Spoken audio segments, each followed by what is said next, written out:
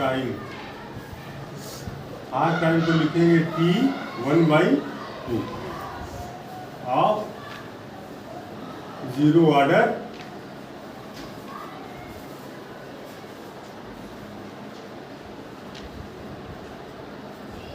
Reaction. Zero order reaction में half time. तो देखो ये प्रोडक्ट है, ये रिएक्टेंट है और ये बदल रहा है प्रोडक्ट में। इसी टाइप का रिएक्शन हम लेंगे और इसी टाइप के रिएक्शन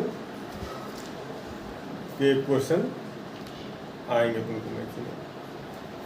रिएक्टेंट किस में कन्वर्ट हो रहा है? प्रोडक्ट में कन्वर्ट हो रहा है। ठीक, तो हाफ लाइफ की डिफिनीशन क्या हो जाएगी? लिखो हाफ लाइफ टाइम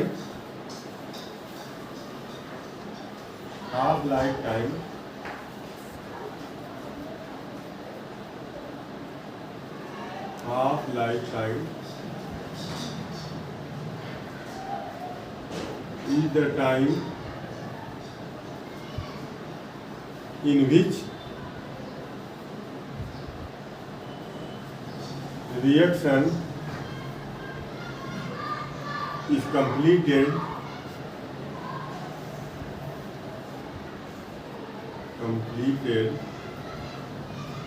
50%।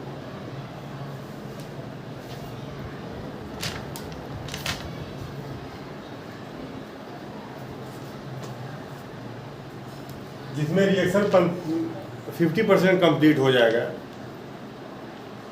जितने टाइम में रिएक्शन 50% कंप्लीट हो जाएगा तो हम उस टाइम को हाफ लाइफ टाइम कहते हैं। या ये कहो कि जितने देर में ए का कंसंट्रेशन आधा हो जाएगा, जितने टाइम पीरियड में ए का कंसंट्रेशन आधा हो जाएगा उस टाइम को हम हाफ लाइफ टाइम कहते हैं। बात समझ में आई? तो हाफ लाइफ टाइम को क्या लिखेंगे? T/2। तो देखो जब T = जब टाइम आधा हो जाए तो उस वक्त बताओ इनिशियल कंसंट्रेशन क्या होता है? इनिशियल कंसंट्रेशन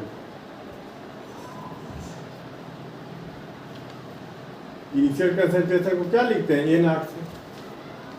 और फाइनल कंसंट्रेशन को किससे लिखते हैं? A से। मतलब T टाइम के बाद कंसंट्रेशन A। ठीक, तो हाफ टाइम का मतलब क्या है? हाफ टाइम का मतलब कि जब T1/2 हो जाएगा, मतलब जब टाइम हाफ हो जाएगा तो उस केस में जो फाइनल कंसंट्रेशन है इनिशियल कंसंट्रेशन का आधा हो जाएगा। ठीक, तो व्हेन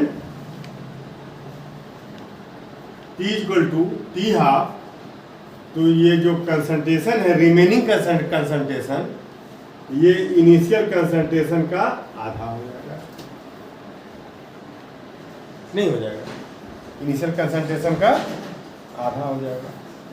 ठीक, और कल आपने ये पढ़ा था ये relation initial concentration, final concentration, time T और रेट कांस्टेंट K में आपने क्या रिलेशन पढ़ा था? A = A0 - KT। ये तो पढ़े थे, ठीक है? नहीं, देख लो यही A = -KT + A -KT + A। जहाँ T x एक्सिस पर आपने ग्राफ प्लॉट किया था, A का कंसंट्रेशन को y एक्सिस पर, तो ये -K क्या था? स्लोप था। और ये क्या था? उसका A0 उसका इंटरसेप्ट था।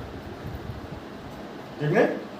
तो देखो जब अब T की जगह T½ लिख दो और A की जगह A/2 लिख दो।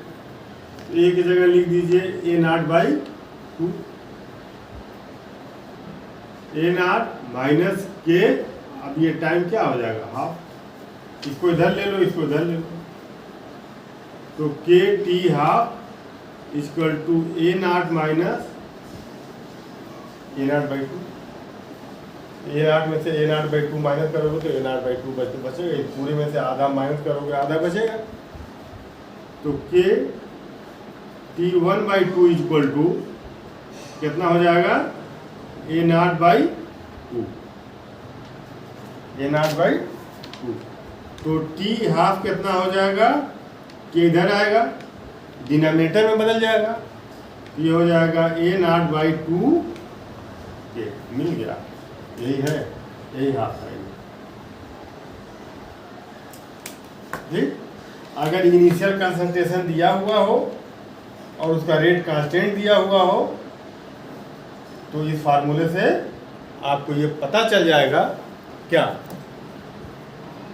कि आधा रिएक्शन कंप्लीट होने में कितना टाइम लगेगा।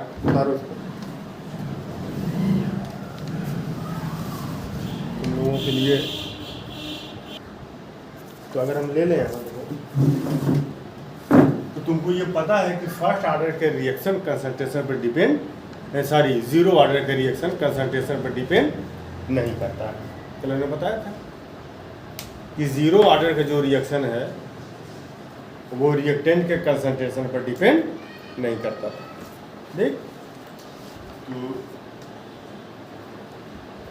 Are O R equal to K A to the power zero, इसका पावर जीरो था, ये जीरो ऑर्डर का रिएक्शन, और A to the power zero कितना हो जाएगा, वन। इसका मतलब है कि R O R constant, rate of reaction constant, ये रेट जो है कांस्टेंट होता है, रेट कांस्टेंट।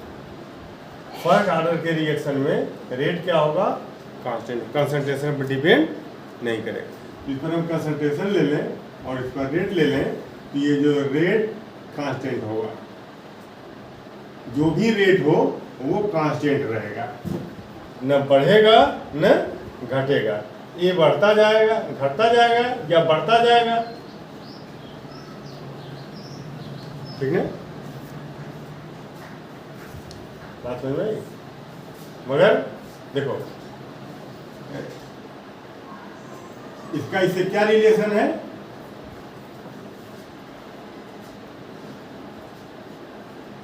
इसका इससे रिलेशन ये है कि इसके कंसंट्रेशन पर रेट डिपेंड नहीं कर रहा। बात समझ में,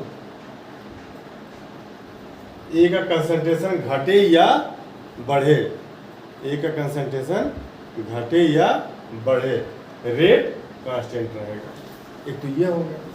दूसरा अगर आप देखो टाइम और रेट,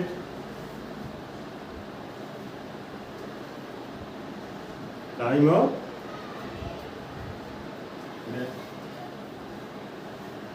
रेट टाइम पर भी डिपेंड नहीं करता है, रेट ऑफ रिएक्शन जो है कांस्टेंट रहता है, वो टाइम पर भी डिपेंड नहीं करता है। फर्स्ट ऑर्डर में देखो रेट ऑफ रिएक्शन में टाइम नहीं आया है,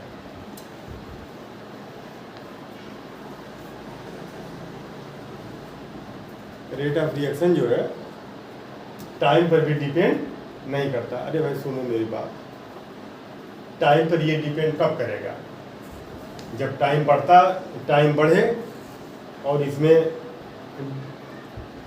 डिफरेंस आए, ये घटता जाए, ये घटता जाए, तो ये क्या हो,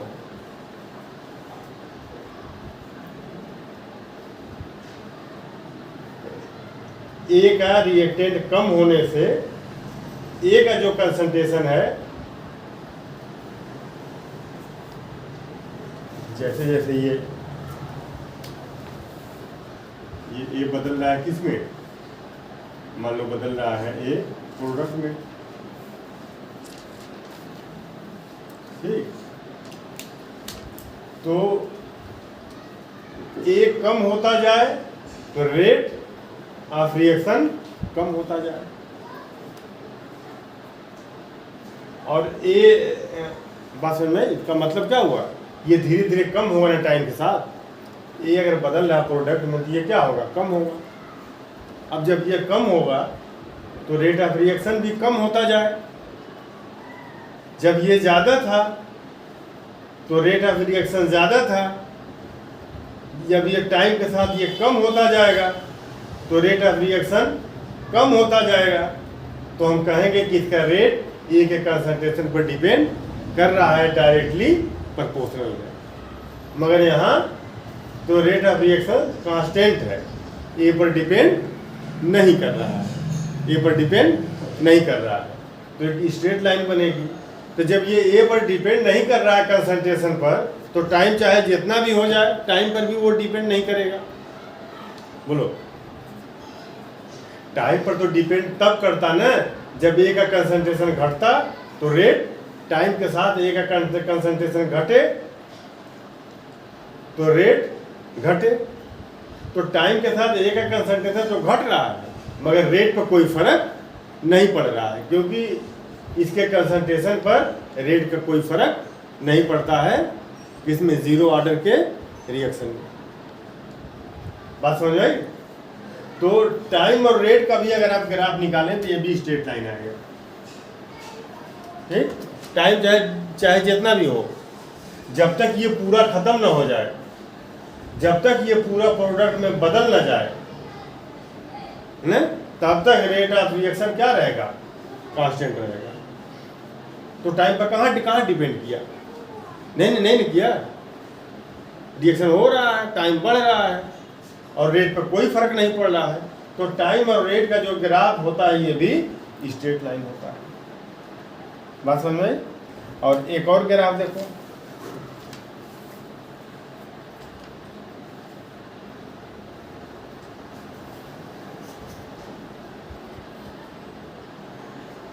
ए का कंसंट्रेशन और टाइम, ए का कंसंट्रेशन और टाइम। अब ये तो आप लोगों को पता है कि जैसे जैसे टाइम बढ़ता जाएगा ए का कंसंट्रेशन घटता जाएगा, जैसे जैसे टाइम बढ़ता जाएगा ये प्रोडक्ट में बदलता जाएगा, तो इसका कंसंट्रेशन क्या होगा? घटेगा, इसका कंसंट्रेशन घटेगा। बात समझ में? तो प्रोपोर्शनल हुआ, क्या हुआ? प्रोपोर्शनल हुआ। जैसे जैसे टाइम बढ़ रहा है ये घट रहा है, तो स्लोप ऐसे नहीं बनेगा। अगर टाइम बढ़ने के साथ ये बढ़ता अगर, तो ये ऐसे बनता है, मगर ये घट रहा है तो इसका स्लोप ऐसे बनेगा, ऐसे बनेगा। कल ये स्लोप बना था, कल हम लोगों ने बताया इसको, स्लोप माइनस में जा रहा था ना। स्लोप कितना था? -k। स्लोप था -k। कंसंट्रेशन और टाइम का जो आपने ग्राफ निकाला था उसमें स्लोप क्या था? -k। ये आपका ए था और यहाँ क्या था? A0 था। ठीक, तो ये इंटरसेप्ट था और ये कंसंट्रेशन, ये टाइम, स्लोप कितना था? -k। तो -k का मतलब ये एंगल कैसे जाएगा? 90 डिग्री से ऊपर, स्लोप ऐसे बनेगा। तो कंसंट्रेशन और टाइम के बीच स्लोप कैसा बनेगा? ऐसा। जैसे जैसे टाइम बढ़ रहा है कंसंट्रेशन घट रहा है। टाइम जब जीरो था कंसंट्रेशन इतना, टाइम जब इतना हो गया तो कंसंट्रेशन घट के इतना हो गया, टाइम यहाँ, कंसंट्रेशन घट के यहाँ। ठीक ना? ये ग्राफ तो उतर गया।